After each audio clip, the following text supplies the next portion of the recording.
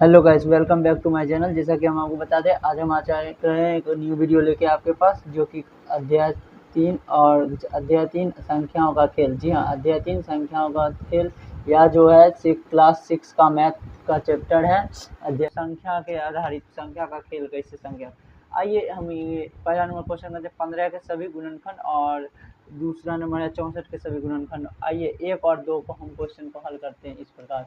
देखिए यहाँ पे दिया क्या गया है, 15 के सभी गुणनखंड, 15 के सभी गुणनखंड, 15 के गुणनखंड है। देखिए 15 1 से भी गुना हो सकता है, 3 से भी हो सकता है, 5 से, और 15। देखिए गुना, इसको खंड बाय खंड कर दिए, 1 गुना 3 गुना 5 गुना 15 हो सकता है। 5 तिहाई 15, 15 का 15, तो गुणनखंड हो गया। क्या हो गया? 15 का गुणनखंड हो गया।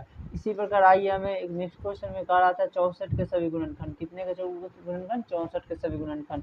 64 के गुणनखंड 1 है, 2 है, 4 है, 8 है, 16 है, 32 है और 64 है। यही हमारा गुणनखंड। जी हाँ, जैसा कि हम आपको 3 नंबर क्वेश्चन बता रहे हैं, 3 नंबर में पहला नंबर क्वेश्चन क्या है? 36। जी हाँ, पहला क्या है? 36। यह 36 का गुणनखंड क्या होगा? 1, 2, 6, 9 से भी लगेगा, 28 से लगेगा, 36 से लगेगा। इसको हम डायरेक्ट ऐसे भी कर सकते हैं। देखिए ये यहाँ लगा 36 सकाई 36, 18 दूनी 36, 6 चौक 36, ठीक, 6 चौक 36 और 4 से लगेगा, 104 से लगेगा, 9 चौके 36, क्या से लगेगा? 4 से लगेगा। ठीक, आइए हम आज के 45 का निकालते हैं। 1 होगा, 3 होगा, 5 होगा, 9 होगा, 15 होगा और 45 होगा। इसी प्रकार 78 यानी 78 का निकालते हैं। 1 होगा, 2 होगा, 3 होगा, 6 होगा, 13 होगा, 2 होगा, 26 होगा, 39 होगा और 78 होगा। इसी प्रकार 125 का 1 होगा, 5 होगा, 25 होगा और 125 होगा। ठीक, इसी प्रकार हमारा 144 का 1 होगा, 2 होगा, 3 होगा, 4 होगा, 6 होगा, 8 होगा, 9 होगा, 12 होगा, 16 होगा, 18 होगा, 24 होगा, 36 होगा, 48 होगा, 72 होगा, 144 होगा। कहाँ तक होगा? 144 हमारा होगा। आइए हम नेक्स्ट क्वेश्चन 4 नंबर को देखें। 4 नंबर कहता है 14 के सभी गुणनखंड लिखे। क्या कहता है? 14 के, 4 नंबर वाला जो क्वेश्चन कर रहा है, 14 के सभी गुणनखंड लिखे। जी हाँ, 14 के सभी गुणन, 14 के गुणज, 14 के गुणज होगा 14। गुणज कहता है ना, गुणज, गुणज मतलब गुना करके लिखना। देखिए 14, 14 दूना 28, 14 42, 46, 54, 57, 84, 98, 112, 124, सब क्या है? गुना करके आ रहा है ना, अनंत तक हो जाएगा। कहाँ तक होगा? अनंत तक होगा। इसी प्रकार हम अनंत तक लिख सकते हैं। अब इसी प्रकार दिया है 18 के गुणज। 18 के गुणज तो हम 18, 66, 54, 72, 90, 108, 124, 124, 162, 180, इसी तरह गुणज करके हम अनंत तक लिख सकते हैं। ठीक, आइए अब हम निम्नलिखित में 6 नंबर क्वेश्चन की ओर चलते हैं। 6 नंबर जो हमारा क्वेश्चन क्या है? 6 नंबर है, निम्नलिखित में प्रत्येक के पहले 5 गुणज लिखे। कितने गुणज लिखना है? 5, मतलब गुना करके 5। तो हम इस प्रकार भी कह सकते हैं, 4 के 5 गुना 4, 8, 12, 16, 20। 2 नंबर है 12 के 5 गुना 12, 2, 24, 36, 47, 60। 3 नंबर है 30 के 5 गुना 30, 60, 90, 120, 150। 4 नंबर है 20 के 5 गुना 24 के 5 गुना 24, 48, 72, 96, 120।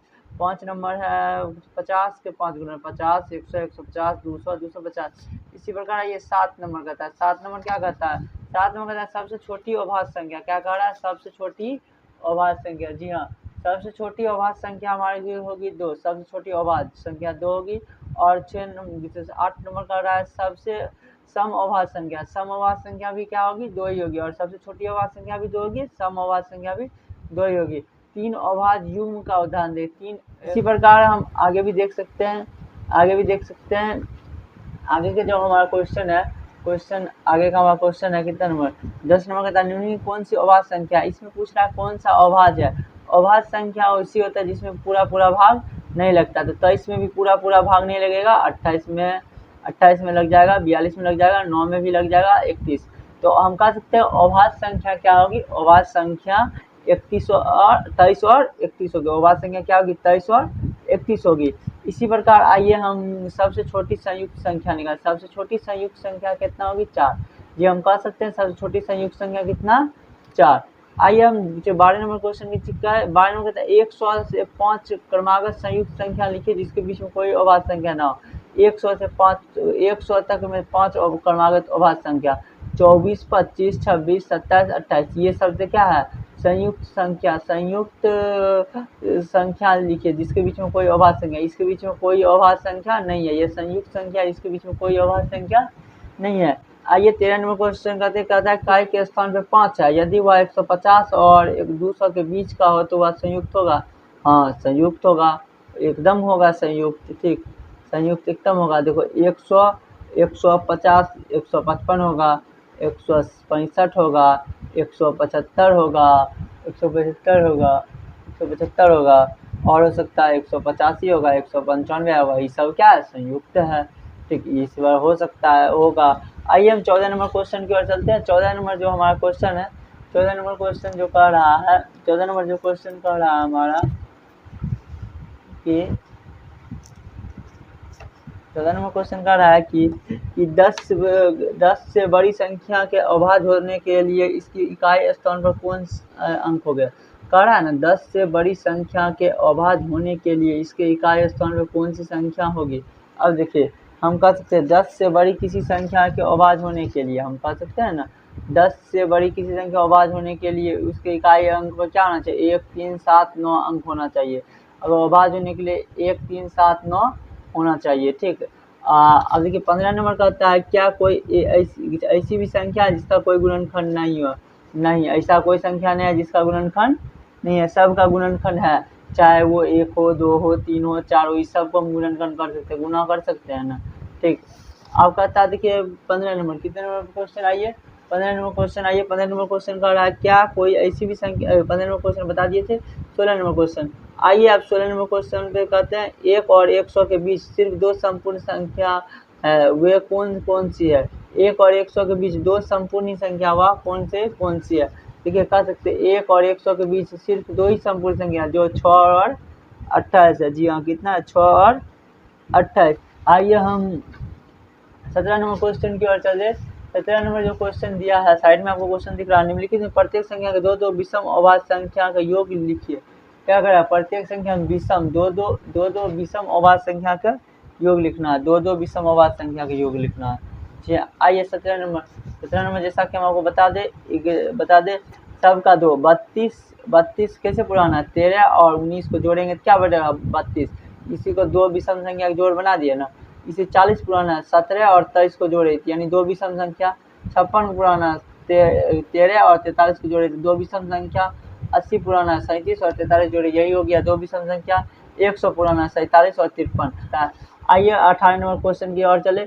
18 नंबर जो क्वेश्चन है, 16 से छोटी संख्या सभी अभाज्य और संयुक्त संख्या अलग अलग लिखिए।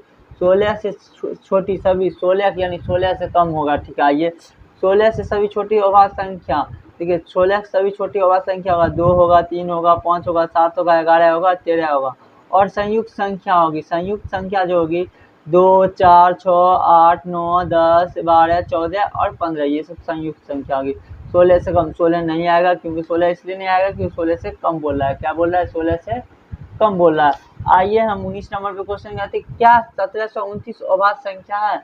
आइए हम देखते हैं। जी हाँ, 1729 अभाज्य संख्या है, क्योंकि इसका एक और स्वयं को छोड़ के किसी संख्या से भाग नहीं लगता। जी हाँ, जो इसी भाज्य संख्या उसे कहेंगे जो संख्या जो स्वयं और एक को छोड़ के सभी संख्या से भाग ले, किसी और दूसरे संख्या से भाग लेगी उसे भाज्य संख्या कहेंगे। अभाज्य संख्या उसको कहेंगे जो स्वयं और वही संख्या से भाग लेगी उसे अभाज्य संख्या कहेंगे। जी हाँ, अभाज्य संख्या कहेंगे, ठीक है। आइए हम टिक द कॉलम पे क्वेश्चन भी बनाए। ठीक, क्या कह रहा है, जो हमारा यह क्वेश्चन कह रहा है कि निम्नलिखित में जो सत्य है उसे सत्य का चिन्ह गलत है, गलत का निशान, यानी सत्य है उसे सही का लगाए, जो गलत है उस पर गलत का लगाए। वह संख्या जिसमें केवल एक अपवर्तक होता है, यानी वह संख्या जिसमें केवल एक ही अपवर्तक होता है। तो कहता है वह संख्या जिसमें केवल एक अपवर्तक होता है वह एक है। जी हाँ, एक, ये क्या है, सही है। अगर सबसे छोटी सम अभाज्य संख्या क्या है, सबसे छोटी सम अभाज्य संख्या 2, ये भी हमारा सही है। कहता है सबसे छोटी संयुक्त संख्या क्या है, 6, सबसे छोटी संयुक्त संख्या 6, ये गलत है हमारा। सबसे छोटी संयुक्त संख्या 1 है और 3, 1 भी हो सकता है, 3 भी। कहता है 2 अभाज्य संख्याओं का योग सम होता है, 2 अभाज्य संख्या का योग हमेशा सम नहीं होगा, याद रखिए। विषम भी हो सकता है, ठीक, विषम भी हो सकता है। आइए 5 नंबर क्वेश्चन की ओर देखें। 5 नंबर जो क्वेश्चन है, कहता है 2 छोड़कर किन्हीं 2 अभाज्य संख्याओं का योगफल सम हो सकता है। जी हाँ, 2 को छोड़कर सभी सब संख्या को छोड़कर सब संख्या का योग सम हो सकता है। 6 नंबर आइए, सभी सम संख्या में संयुक्त संख्या कहते हैं, सभी सम संख्या के संयुक्त संख्या कहते हैं। जी हाँ, सभी सम संख्या के संयुक्त संख्या कहते हैं। 7 नंबर, 3 विषम संख्या का योगफल विषम संख्या है। क्या कहता है? 3 विषम संख्या का योगफल विषम संख्या। हाँ, सही है। ठीक। 8 नंबर कहता है 2 सम संख्या का योगफल सदैव सम संख्या होगा। जी हाँ, जो दो सम संख्या का योगफल सदैव सम संख्या होगा। ठीक। आज का जो हमारा चैप्टर था यहीं पे समाप्त हो गया। अगर आपको यह वीडियो अच्छा लगे हो तो चैनल को सब्सक्राइब करें तथा वीडियो को लाइक करें।